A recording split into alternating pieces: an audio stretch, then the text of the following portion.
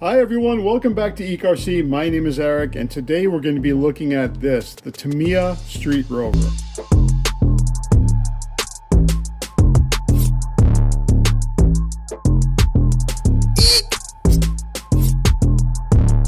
So this came out in 2012 on the DT-02 chassis. This is kit number 58522. They also released this as an expert build that came with, I think, a battery and a controller. This is according to Tamiya Base, and that was kit number 57833. And that came out, I think, the same year, maybe the following year. So on the DT-02 chassis, they did also release the Sand Rover, which I've been looking for a while. Have not been able to get one yet, but I'm sure I will at some point. That came out a year earlier in 2011, and that was kit number 58500. That looks like this right here. So let's dive a little bit deeper into this unboxing. Now, the first thing you can tell right away, though, is it doesn't have the vintage Tamiya, box art where it's like cartoonish figure or whatever. This is actually just a picture of the real model. It does say 1/10 scale radio control car. This does come with a pre-painted body, and if you look at the fine print down here, I know you guys can't see it, it says driver figure's face and hat are pre-painted. That's a big deal for those of you that do not like painting driver figures, like myself. I'm not a huge fan of painting driver figures. You can see all the detail on this shirt and the hat and the face and his hands. So if you want this to look really scale, you're really going to have to do some, decent paint work. Sorry about the glare. Now, this is not your normal size box also. They kind of went different on the box. It's a little more square, usually the DT-02 kits were a little more wide and narrow. This is a little more square, probably just to fit this body. All right, so right off the bat, we see the driver figure parts tree, and it also has the light buckets for the front lights. Steering wheel. Now this driver figure is very detailed in the wrinkles in the clothes and the pockets and the shirt. Everything's very detailed. Probably because it's an open cockpit, you're looking right at the driver figure, and this kit would look kind of weird if it didn't have a driver in there. You'll also notice that there is no hat and face, and I believe they go here and maybe here. And Tamiya cuts it off and actually does the painting for you, which is really neat. Let's put this aside for now. This is your typical DT-02 chassis. Now, this is a really, really good beginner chassis, but, to be honest with you, call it a beginner chassis, but I love it too. I have a Sand Viper. I love my Sand Viper. The thing handles great. Very inexpensive, very durable. The wheels and tires, they're very heavy. So I don't know if these tires are heavy or it's the wheels. The wheels are chrome plated. These are the same wheels that are on the Dynablaster, and I'll put a picture here of the Dynablaster, which I do not have one. I wish I did.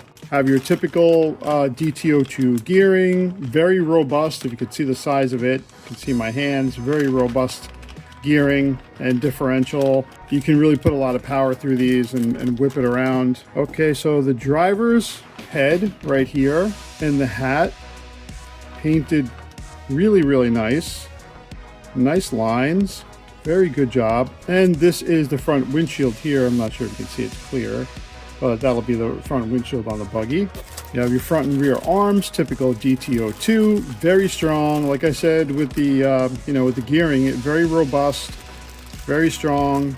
It's got some body posts here and some servo mounts. You have your shock towers, very nice. These are very strong, very sturdy. I have heard that some people have cracked these front shock towers. I've never cracked one on any DT-02 in the past, but I'm not taking mine to skate parks, but I would imagine that if you did, you would probably end up cracking it.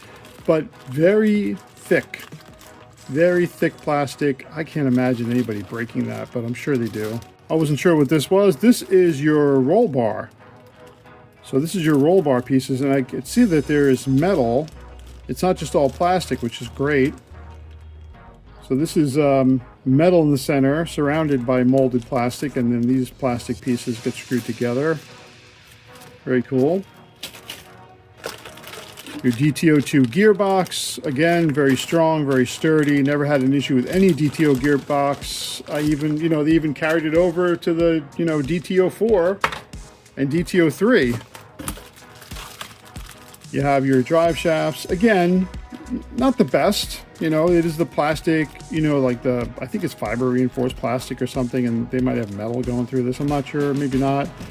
But these are not great. You know, but they do wear really well, and I've never worn down a set.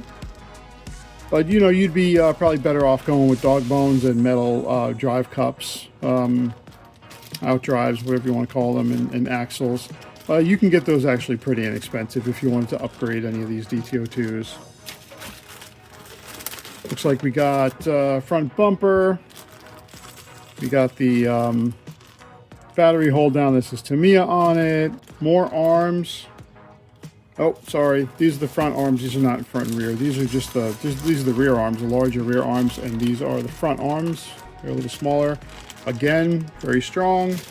Getting down to it here, we have the rear bearing carriers. We got our steering C-hubs here. Plastic hexes here for the rear wheels. And these look like some specialty part here. What is this? I'm not quite sure what this is. This has like a body post here, but there's only one in the front and one in the rear as far as body posts. So I'm not sure what these are for. I'm not sure. I've never built one of these. And it looks like, yeah, this is a 380 motor adapter. So I believe this comes with a 380 motor. We'll have to look in our little goodie bag. Decals are very minimal because you do have that really cool, like candy green, like sparkly body. Numbers, if you want to put racing numbers on, and that's it as far as decals. Very, very minimal decals. But you don't have a lot of space to put decals on this body. And then we have our instructions. These instructions are big. This manual is larger than your average manual. Hold on, let me see if I can get one. And look how much bigger. It's like an inch here and an inch and a half to 2 inches here bigger. It's odd. I've never seen a large manual like this. I don't know. It says start your RC career here. Maybe this was really focused on young people getting into the hobby, but young people don't need large print. Typical DT-02, just scaled up instructions. That's all it is. Not sure if this was like the first run of it. Is this some kind of insert? Maybe they made a mistake, or maybe they are missing something in the instructions. I'm not quite sure. Anyway, very cool. All right, so the goodie bag here. Let me move this box out of the way. You know what? Before we get to this bag here, let's take a look at this. This body is awesome. Let me move this too. Look at the shine on that. That's so cool. Now, I don't know if this is molded. Oh, I don't think it's molded. It's molded in this green, but then there's a different like candy green paint on it. So I think this really is painted. It's molded in this color green. See, it's like a lime green. Then you flip it over and it's like this candy green. That's how they get the candy effect, I guess. Very cool. The seats would have to be painted. There's not really a dash. You know, they do have a sticker for like the dash. But this is, you know, modeled after those buggies in like the 60s, those beach buggies. And I love these things. I always wanted a beach buggy as a kid. I always wanted to turn one of the like Volkswagen Beetles into a beach buggy and make my own. Never had the opportunity. But it's got the cutouts here, you see, just like the holiday buggy for the shocks. All right, so let's see what you get in our actual bag here. Very, very simple kit. This came from Bai, so they did open it and take the grease out. And there was no shock oil because this comes with friction shocks. So that being said, let's go through the bags. Bag A, it's got, of course, it's got bushings, not bearings. No one's going to build it with bushings unless it's a shelf queen. There's your front axles, bunch of hardware. It does have gear diff gears, and they're all metal, which is good. That's bag A. Bag B looks like your shock springs. Some other tubing, so probably that's for the friction shocks. That's the friction part. Some screw pins, some other hardware, body post pins. Springs are pretty stiff. Bag C. Some more body stuff. There's your Tamiya tool. Some turnbuckle ends, or rod ends if you want to call them. There's your rods for steering. Some more bushings, more hardware, wheel nuts, things like that. Obviously a servo saver, which I hate these servo savers. Any of you guys like these servo savers? It never goes back to center properly when I use them. Your friction shock bodies, not a fan. Typical. And a 380 motor, tiny little 380 motor. I would never use a 380 motor with a DT-02. This is really geared towards, beginners and kids, and so why not? Start off with a 380 motor, maybe a LiPo battery, and that's it. That's your kit right there. So I'm going to start to pack it back up. It did not come with an ESC though, and that's okay. This really was a beginner kit. This was never meant to be any kind of like kit for someone like myself or a collectible kit. This was really meant to be for some kid.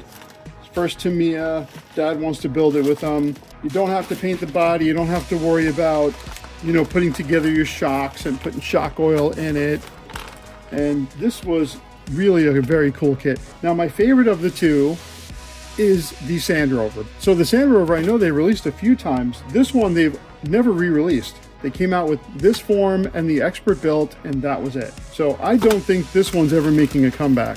So because of that reason, I think this is very collectible, and I don't think I'm going to be building it. I think I'm going to keep it sealed up.